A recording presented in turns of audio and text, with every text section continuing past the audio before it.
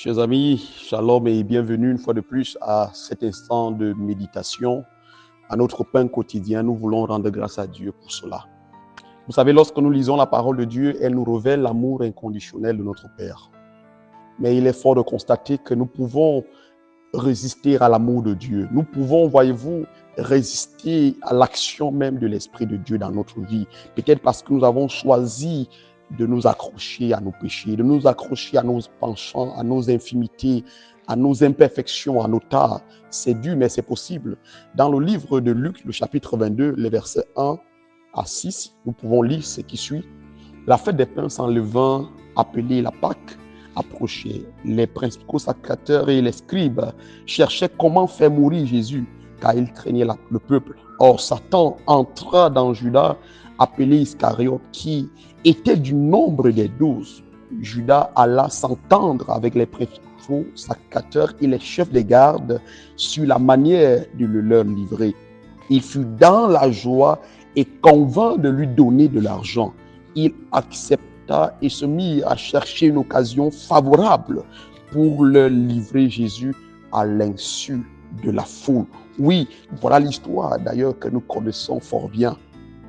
Mais je voudrais préciser une chose essentielle, c'est que Jésus n'a pas abandonné Judas à cause de son péché. Mais c'est Judas, voyez-vous, qui a décidé de quitter son maître. La Bible nous révèle que Satan entra dans Judas. À cela, on peut se poser cette question.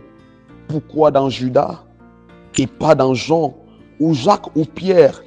Il est cependant important, voyez-vous, que nous puissions noter que dans le même chapitre, au verset 31, Jésus va avertir Pierre en lui faisant savoir que Satan leur avait tous réclamé, mais il avait eu à prier pour eux. Oui, chers amis, je voudrais que nous puissions le comprendre et répétons-le avec force.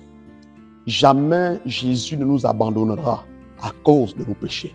Mais nous pouvons, voyez-vous, abandonner Jésus pour nos péchés.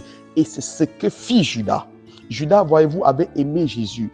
Il avait fait avec Jésus une expérience comme certains des disciples d'ailleurs. Cependant, chers amis, il ne s'abandonna jamais. Il ne s'abandonna totalement à l'action, à l'influence de son maître. Il n'avait pas renoncé, je dirais, à son ambition mondaine. Il n'avait pas renoncé à son amour de l'argent. Et bien qu'il a eu accepté d'être auprès du maître, Judas n'avait jamais voulu se laisser façonner par l'action de son Seigneur. Et c'est ainsi qu'à force de cultiver l'esprit d'avarisme, cet esprit a fini par dominer complètement la vie de Judas. Chers amis, l'amour de l'argent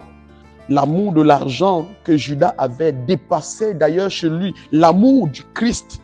Judas, rappelons-le, caressait un péché qui d'ailleurs l'a finalement conduit, je dirais, à la ruine. Il avait préféré le péché à Jésus. Il avait été indulgent. Attention à l'indulgence. Il avait été indulgent avec le péché. Indulgent avec, n'est-ce pas, le péché qui d'ailleurs s'est transformé en dépendance. Judas a choisi le péché plutôt que le Seigneur qui lui faisait face.